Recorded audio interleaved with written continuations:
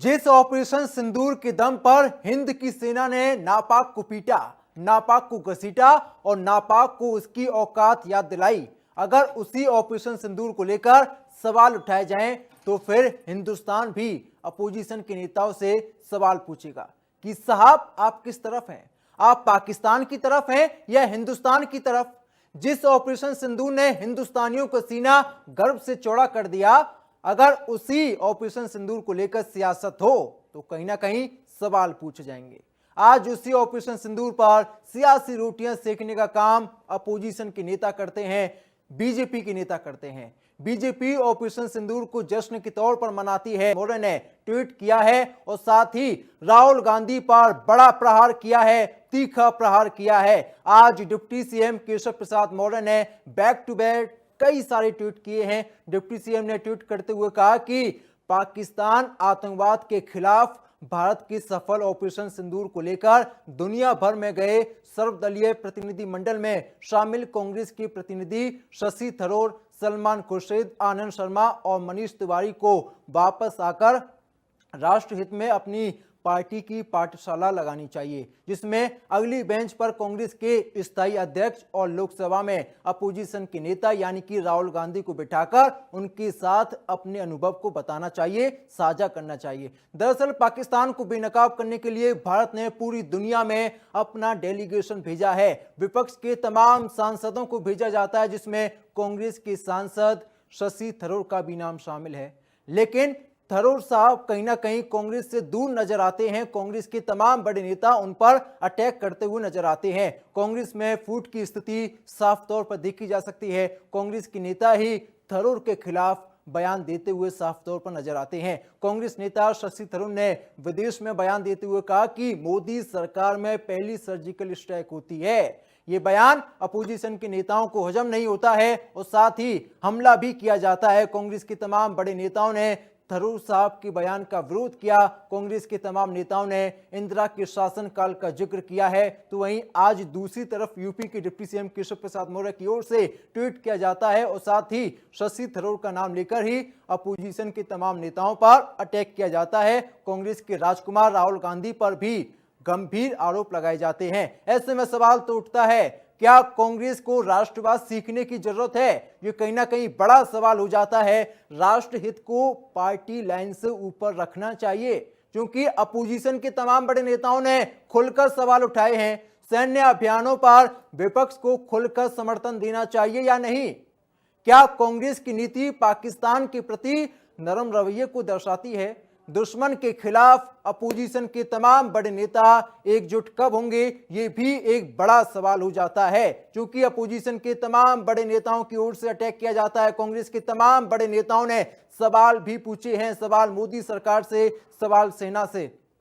लेकिन ऑपरेशन सिंदूर की अगर बात की जाए तो हिंदुस्तान ने पाकिस्तान के खिलाफ धुआंधार कार्रवाई की है। हिंदुस्तान ने पाकिस्तान को नतमस्तक करने का काम किया। हिंदुस्तान ने पाकिस्तान को पीटने का काम किया। हिंदुस्तान ने पाकिस्तान को घर में घुसकर मारा, पीटा और साथ ही पाकिस्तान को उसकी औकात भी याद दिलाई जाती है। लेकिन दूसरी तरफ हिंदुस्तान में ही ऑपरेशन सिंदूर को लेकर सवाल पूछे जाते हैं, सियासत की जाती है और आज इसी मुद्दे पर चर्चा की जाएगी। हमारे साथ कई मेहमान भी जुड़ेंगे। देवेंद्र प्रमुख भारतीय जनता पार्टी के प्रवक्ता होंगे, नवीन दुबे होंगे राजनीतिक विश्लेषक और साथ ही कांग्रेस का पक्ष रखने के लिए भी कांग्रेस के प्रवक्ता होंगे। समर्थन क्यों नहीं देते हैं और साथ ही यूपी के डिप्टी सीएम केशव प्रसाद मौर्य की ओर से जो ट्वीट किया गया है, उन आरोपों में कितना दम है, ट्वीट क्या किया गया ये भी आप समझिए।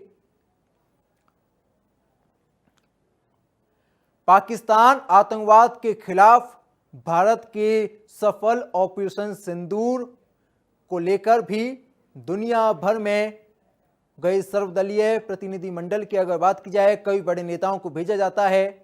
कांग्रेस के प्रतिनिधि अगर बात की जाए, शशि थरूर को भेजा गया है, सलमान खुर्शीद को भेजा गया है, आनंद शर्मा को भेजा जाता है और साथ ही मनीष तिवारी को भेजा गया है। और ये चारों वही वो नेता हैं जिन्होंने हिंदुस्तान की जय जयकार करने का काम किया है, पूरी दुनिया को बताया कि हिंदुस्तान ने किस तरीके से पाकिस्तान पर कार्रवाई की है, आतंकवाद के खिलाफ कार्रवाई की है।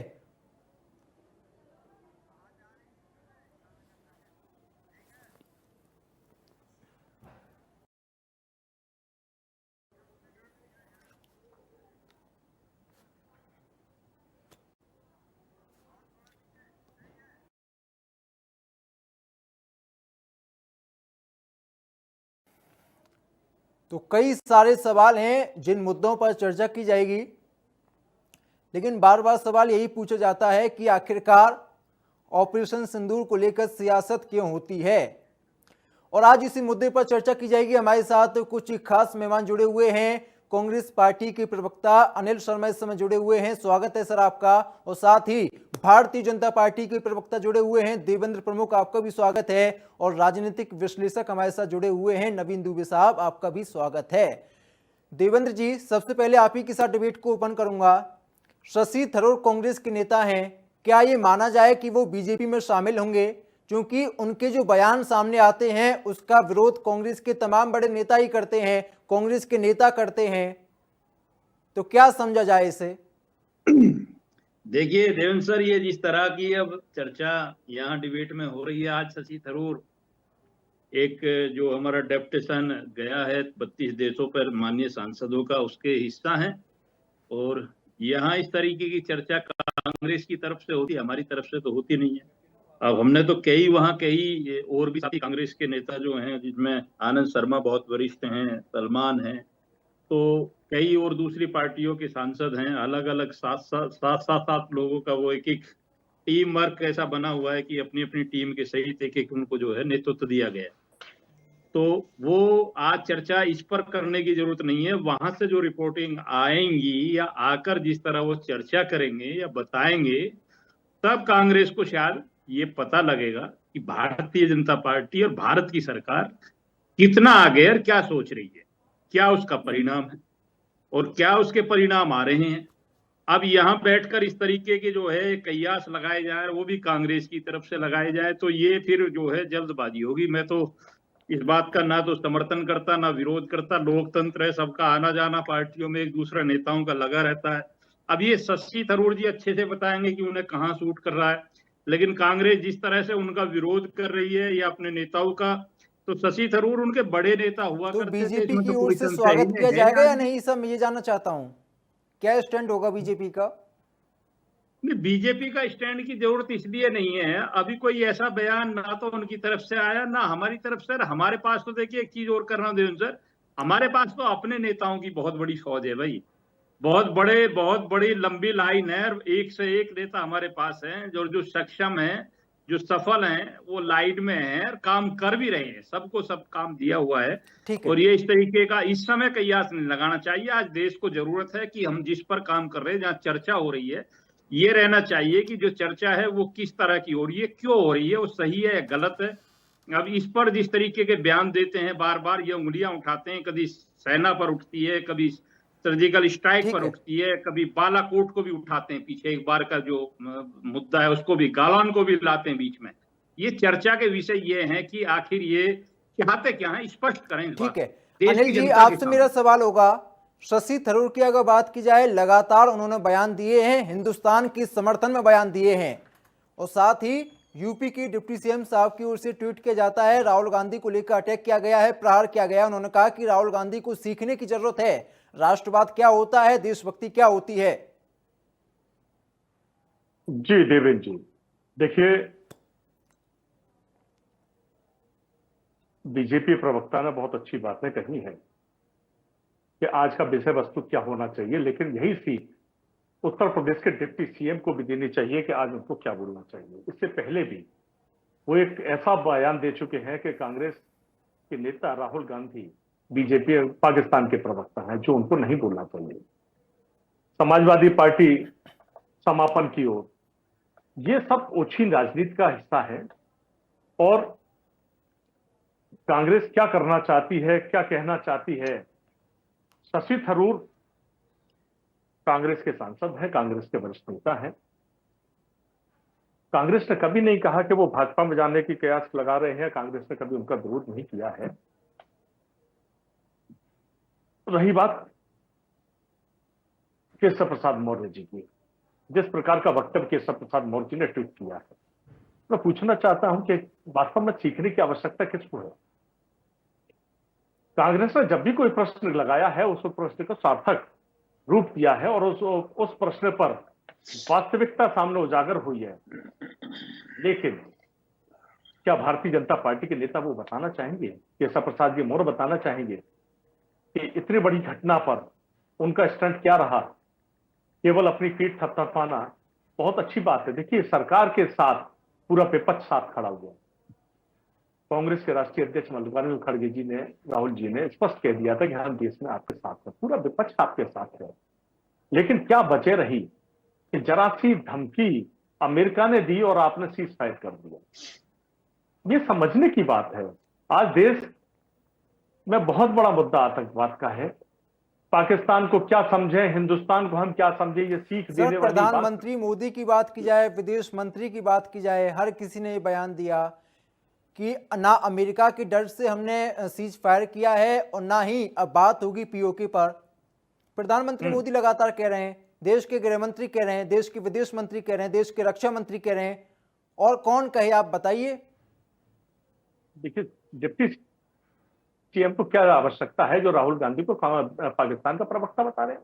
आज ये कहना चाहते हैं कि हम, अगर हमारे जो डेलीगेशन में लोग गए वो एक बहुत बड़ा एहसान केंद्र सरकार ने किया। क्या पहले डेलीगेशन में विपक्ष के लोग नहीं जाते थे और वहां से आए, सीख कर आए, कांग्रेस के नेताओं को, राष्ट्रीय अध्यक्ष को समझाएं, सिखाएं? ये सब ओछी मानसिकता का प्रतीक है। मुझे ऐसा प्रतीत होता है कि डिप्टी सीएम केशव प्रसाद मौर्य जी कहीं कुछ और ही ज्यादा सोचते हुए। पहली चीज ये है कि जिस तरीके से डेलीगेशन गया, बहुत अच्छी बात है, आपने बहुत अच्छे लोगों को अपने हिसाब से चुन के भेजा। कांग्रेस से नाम नहीं मांगने चाहिए थे। जब आपको ही सेकंड चूज करना था तो पहली चीज तो आपने नाम मांग के कांग्रेस को अलग थलग करने की, अपमानित करने की आपने चेष्टा की, जो गलत है, नहीं होना चाहिए था। आप सीधा सेलेक्ट करते, किसी को भेज देते, सांसद थे वो सारे बन के। दूसरी चीज आती है शशि थरूर का बयान, या शशि थरूर ने जो भी बोला वो राष्ट्र हित में बोला। मैं स्वागत करता हूँ, पूरे देश को स्वागत करना चाहिए। बिसाइड्स दी पॉलिटिक्स, राजनीति से ऊपर देश है, देश के लोग हैं, वो देश के सांसद हैं, उनका जो भी पक्ष है उन्होंने बहुत अच्छा काम किया, बहुत अच्छा बोला। दूसरी चीज आती है निशिकांत दुबे का बयान। निशिकांत दुबे जो भारत में रहकर फलस्तीन का विरोध करते हैं, भयंकर तरीके से विरोध करते हैं, और वहां जाने के बाद उन्होंने बोला कि नहीं साहब, इजराइल गलत कर रहा है, वहां मानव अधिकारों की रक्षा की जानी चाहिए। तो मेरा ये सवाल है, देवेंद्र प्रमुख जी मेरे भाई हैं, मित्र हैं, वो बताएं कि क्या निशिकांत दुबे को ये मोदी सरकार कोई ज्ञान देगी अपनी नीतियों पर? क्योंकि इजराइल के साथ तो बहुत अच्छे संबंध हैं और इजराइल के अगेंस्ट है उनका बयान पूरी तरीके से। दूसरी चीज आती है देवेंद्र जी कि आज की स्थिति में भारत की जरूरत क्या है। आप किसी भी नेताओं पर आरोप लगाइए, पक्ष विपक्ष की राजनीति कीजिए, राष्ट्र के मामले में सबको एक होना पड़ेगा। और निश्चित तौर पर देखिए, जिस तरीके से सडन डिसीजन हुआ है सीज फायर का, कि सब बीजीएमओ स्तर की वार्ता हुई और सीज फायर करने का डिसीजन डीडीएमओ ले लेगा, संभव नहीं है, कोई भी नहीं ले सकता जब तक सरकार की मर्जी नहीं होगी। फॉरेन सेक्रेटरी से आप प्रेस कॉन्फ्रेंस कराते हो और एक लाइन कर देते हैं, सब ये डिसाइडेड टू सीज फायर, उधर से रिक्वेस्ट आई तो हमने कर दी। ये चीजें समझ से परे हैं, जनता नहीं समझ पा रही। दूसरी चीज एक और मैं कहूंगा, अब आपने क्या उसको एक पॉलिटिकल एजेंडा बना दिया, चुनाव को माध्यम बना दिया। घर घर जाके सब भाजपा कार्यकर्ता सिंदूर बांटेंगे, क्या तमाशे चल रहे हैं देश के अंदर। हम विश्वगुरु होने की बात करते हैं, इन हालातों में हम कब विश्वगुरु बनेंगे? कहीं नहीं लग रहे हैं अभी हम, केवल भाषणों में और अपने प्रवचनों में हम लोग लगता है कि बहुत बड़े विश्वगुरु हैं। शिक्षा पर हम सुपर फ्लॉप हैं, हेल्थ पर हम सुपर फ्लॉप हैं, कौन से मामले में हम आगे हैं? और जो योजनाएं सरकारें बनाती है वो तक सुपर फ्लॉप है। स्मार्ट सिटी कहीं दिखाई नहीं दे रहे हैं, बुलेट ट्रेन कहीं दिखाई नहीं दे रही, किसान परेशान है, रोज किसान आत्महत्याएं कर रहे हैं, बेरोजगार सड़कों पर है, रोजगार कहीं है नहीं है, आपकी स्मॉल इंडस्ट्री ध्वस्त हो चुकी है। आप केवल बाहर के कॉर्पोरेट के इलाके और इकोनॉमी का बड़ा ढांचा खड़ा करके और आंकड़ों में बाजीगरी करना चाहते हैं। जमीनी, आपने कहा कि हम देश की विश्व की चौथी इकोनॉमी बन गए, बड़े दावे हुए और बड़े अच्छा भी लगा, लेकिन जमीनी धरातल की सच्चाई भी तो देखिए आप, कि हम खड़े कहां पर, कैपिटल इनकम में हम कहां खड़े हैं। तो ये जो बातें करते हैं Keshav Prasad Maurya, he is not educated man. ठीक है, राजनीति में आपकी जातिगत व्यवस्था है, उस व्यवस्था के हिसाब से आपको एकोमोडेट भारतीय जनता पार्टी ने किया है, लेकिन शैक्षिक स्तर पर अगर देखें तो केशव प्रसाद मौर्य को मैं नहीं समझता हूं कि उनके अगर 100 बयान आप देखो तो एक आध दो बयान हो सकता है ठीक ठाक हो, बाकी सारे बयान केवल और केवल विपक्षी दलों के साथ घृणा से भरे हुए। दूसरी चीज जो आती है कि देवेंद्र प्रमुख जी, 132 सांसद आज की तारीख में जो भारतीय जनता पार्टी के सांसद हैं वो कांग्रेस से आयातित हैं, ये आप ध्यान रखिएगा। तो आप ये नहीं कह सकते कि भारतीय जनता पार्टी की अपनी कोई विचारधारा या पूरी के लोग सारे उस विचारधारा से जुड़े हुए हैं। आपके यहाँ 132 तो वो लोग हैं जो सर कांग्रेस से बीजेपी आए तो हैं। एक वॉशिंग मशीन और है, कोई भी हो वहां पे अगर जाएगा तो एकदम सही हो जाएगा।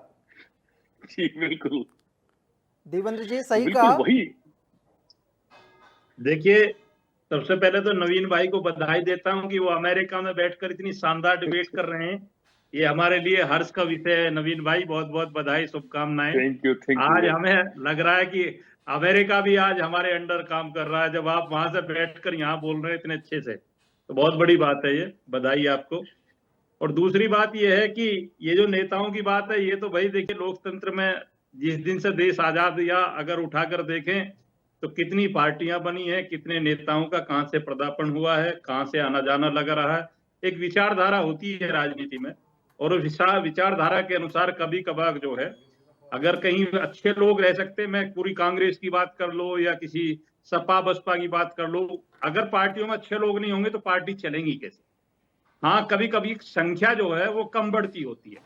जहां संख्या बहुसंख्यक हो जाती है थोड़े खराब लोगों की, वहां की सत्ताएं जो है दूर हो जाती हैं, सत्ता से, राजनीति से, सफलता से। और जहां ये चीज बढ़ने लगती है वहां सफलता आने लगती है। तो ये लोगों के साथ आती है। एक देशी भाषा की कहावत है कि पेड़ की छाया और व्यक्ति की जो माया है, जो प्रभाव है, उसके साथ चलता है वो। तो ऐसी बात नहीं है। अगर हमारे पास आप 132 लोगों का जो जिक्र आया अगर आए हैं तो उनका स्वागत भी है, और उनकी जो है किस्मत भी है, और उनका काम भी है कि आज भारतीय जनता पार्टी जो है दुनिया का सबसे बड़ा संगठन है, बड़ी पार्टी है, और पूरे देश में जिस तरह से हम 22-21 प्रदेशों में आज राज कर रहे हैं, तो सांसदों का कहीं ना कहीं सहयोग है, और विपक्ष का भी हम सहयोग मानते हैं। विपक्ष हम चाहते हैं कि हमेशा स्वस्थ रहे, और सर जो विपक्ष बयान जब दिए स्वस्थ जाते हैं होगा। उनको आप किस तरीके से देख पा रहे हैं? कोई राहुल जी, गांधी देवेंद्र को भाई। पाकिस्तान का प्रवक्ता बताता है, कई सारे आरोप। नहीं, एक दिक्कत यह है कि इस डिबेट में जो है समय 30 ही मिनट का है। अगर जी। मैं ये इस बात पर आ गया तो फिर बहुत कीमती समय चला जाएगा कि राहुल गांधी जी के लिए बोलने के लिए अब कांग्रेस के कुछ नेता या भारतीय जनता पार्टी के नेता, ये तो एक दूसरे की देखिए काट है। अगर किसी ने राहुल जी के लिए बोला है तो राहुल जी भी बहुत बार बोल जाते हैं, और कई बार बोलते हैं उसी का जो है कुछ ना कुछ छोड़ कर जाते हैं।